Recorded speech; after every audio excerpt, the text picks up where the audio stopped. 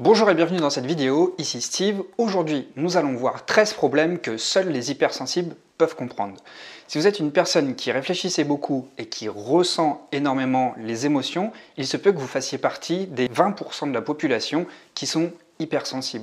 Alors si c'est le cas, écoutez ce qui suit. Être hypersensible, ça veut dire quoi? Ça veut dire assimiler une plus grande quantité d'informations, c'est-à-dire que lorsque vous êtes dans un environnement, vous assimilez beaucoup plus de stimuli autour de vous et vous réagissez de manière beaucoup plus profonde au niveau émotionnel à ces différents stimuli.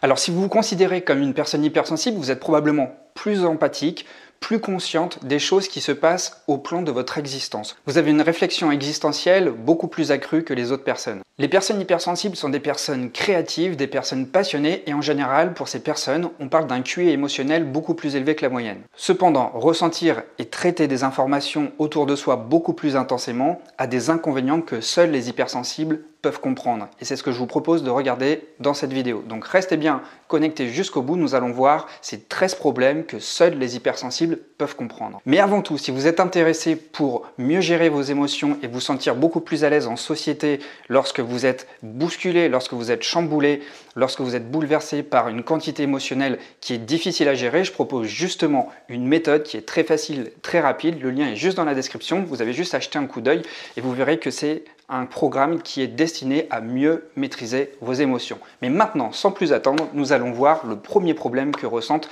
les hypersensibles. Ne pas bien fonctionner sans sommeil. Comme la plupart du monde, les hypersensibles ont des troubles de fonctionnement lorsqu'ils n'ont pas bien dormi la nuit. Leur système nerveux étant beaucoup plus sensible que la moyenne, un manque de sommeil va les rendre beaucoup plus irritables. Donc, ils peuvent être beaucoup plus grincheux, beaucoup plus somnolents et beaucoup plus susceptibles que d'autres personnes. Des études scientifiques ont montré que généralement, les hypersensibles ont besoin d'un peu plus de temps de sommeil que les autres pour se sentir mieux dans leur peau. Deuxième problème, vous ne supportez pas les bruits forts. Est-ce qu'aller dans un stade, un concert, un restaurant où la musique est trop forte vous pose problème? C'est le cas de tous les hypersensibles. Ils se sentent vite submergés dans le vacarme et dans les foules. Alors c'est vrai, ça peut être assimilé comme quelque chose d'impopulaire comme trait de caractère parce qu'on peut vite être considéré comme quelqu'un d'asocial, quelqu'un de renfermé qui n'a pas vraiment envie de participer à la joie d'un événement social. Mais les hypersensibles ont avant tout besoin de se protéger de tout ce bombardement sonore autour d'eux. Le troisième problème que vivent les hypersensibles, c'est se sentir épuisé émotionnellement. Si vous êtes hypersensible, on vous a probablement déjà dit qu'on appréciait votre écoute, votre empathie et votre douceur. Une des caractéristiques propres aux personnes hypersensibles, c'est qu'elles arrivent vraiment à ressentir profondément ce que ressentent les personnes dans leur entourage. Par conséquent, elles sont de vraies éponges émotionnelles, ce qui au bout d'un moment peut être épuisant pour elles.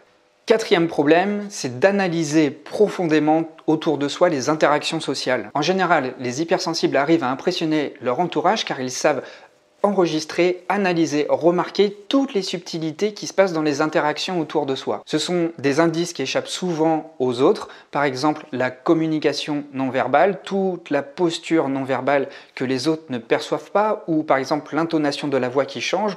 De fait, une personne hypersensible peut vite capter lorsque quelqu'un ment ou lorsque quelqu'un n'est pas congruent entre ce qu'elle dit et ce qu'elle ressent à l'intérieur de soi. Donc ça peut être un vice lorsqu'une personne hypersensible se met à trop analyser les interactions sociales parce qu'elle peut faire une montagne d'un petit rien et surinterpréter des choses qui sont somme toute bénignes et par exemple elles peuvent en faire toute une montagne. Cinquième problème que vivent les personnes hypersensibles, c'est qu'on est facilement touché par la violence autour de soi. Généralement, on évite tous les déclencheurs de violence, que ce soit dans la vraie vie, dans la rue, au travail, mais aussi sur les écrans. Les hypersensibles ont de fortes réactions émotionnelles à la violence et à l'injustice qui est faite autour d'eux. Même si c'est une fiction sur écran, ça peut être très troublant pour eux de regarder des faits violents. Par ailleurs, les stimuli trop violents, comme des stimuli visuels qui sont vraiment trop agressifs ou encore une fois le son, le met vraiment mal à l'aise et le met vraiment dans des situations inconfortables. Sixième problème lorsqu'on est une personne hypersensible, c'est qu'on a du mal à passer à autre chose facilement. Le sens de la justice et le sens de l'équité posent problème aux hypersensibles parce qu'ils ont du mal à passer à autre chose lorsque par exemple ils ont pu être trahis ou lorsqu'on leur a menti, même si ça fait plusieurs années. Ça peut être également une rupture qui s'est mal passée. Notre difficulté à passer à autre chose réside dans ce problème à lâcher prise par rapport à une situation qui a été émotionnellement douloureuse. Si on est hypersensible et qu'on ressent la douleur d'une rupture émotionnelle, d'une trahison ou d'une injustice, généralement on la garde en soi et on n'arrive pas à s'en séparer. Au fond de soi, on sait que c'est pas grand chose, mais on peut pas s'empêcher de la rendre importante. C'est comme ce que je vous ai dit tout à l'heure sur savoir analyser tout ce qui se passe dans les subtilités, dans les interactions sociales. On surinterprète des choses et des fois on fait une montagne d'une chose tout à fait bénigne. Septième problème que n'aiment pas les hypersensibles, c'est le changement. Peut-être vous sentez-vous anxieux à l'idée de manger à un endroit différent, de travailler dans un bureau différent, avec un cercle social différent. C'est vrai, quand on est hypersensible, changer d'environnement peut être très éprouvant parce qu'il faut s'habituer à tout un nouvel environnement avec des nouveaux stimuli et ça nous demande une grosse charge mentale, le temps de s'habituer à tout ça. Donc on dépense beaucoup plus d'énergie et mentale et émotionnelle. C'est pour ça que généralement les changements sont mal vécus. Huitième problème. Les hypersensibles ne réagissent pas bien aux critiques et aux conflits. Que ressentez-vous lorsque vous donnez tout dans un travail, que vous donnez tout dans une tâche et que le feedback que l'on vous fait est très décevant? Les hypersensibles sont plus sensibles que la moyenne, donc il faut apprendre vraiment à arrondir les angles et à être plutôt doux lorsqu'on fait des remarques, des critiques par rapport à un travail où l'hypersensible a tout donné. Les critiquer, élever la voix, être brusque, peut vraiment les blesser profondément. Neuvième problème que vivent les hypersensibles, c'est de ne pas pouvoir fonctionner sous la pression.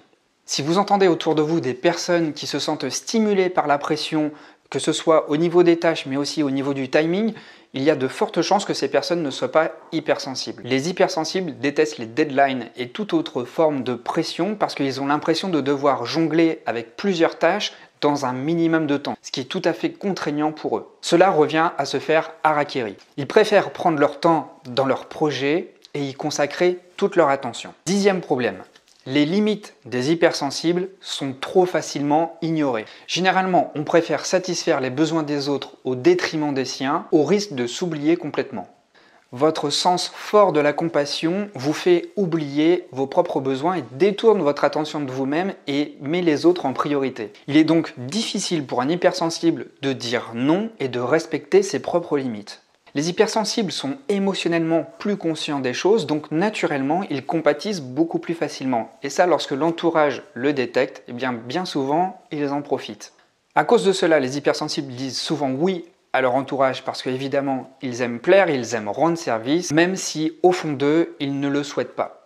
Onzième problème, les hypersensibles sont eux-mêmes leur pire critique. Un hypersensible a du mal à gérer ses propres échecs. Il s'en veut tout le temps d'avoir échoué. À l'issue de la journée, les hypersensibles font souvent l'inventaire de toutes leurs petites erreurs et s'accablent avec celles-ci. En général, un hypersensible aime mettre la barre super haut dans ses objectifs de vie. Il faut retenir ceci, personne n'est plus dur envers soi qu'un hypersensible. Et c'est vrai que ça peut paraître paradoxal parce que l'hypersensible est généralement bienveillant avec son entourage, mais avec soi, il va être vraiment excessivement dur. Douzième problème que rencontrent les hypersensibles, ils ont très souvent besoin d'être seuls et ils sont souvent incompris par rapport à cela. Est-ce que ça vous est déjà arrivé de formuler à votre entourage que vous désirez vraiment être seul, mais que celui-ci ne le comprenne pas? En général, l'entourage ne comprend pas ce besoin de solitude. Les hypersensibles n'aiment pas rester avec les mêmes personnes trop longtemps parce qu'ils dépensent beaucoup d'énergie mentale et beaucoup d'énergie émotionnelle. Ils ont besoin de se recharger à côté pour pouvoir être à l'aise en société.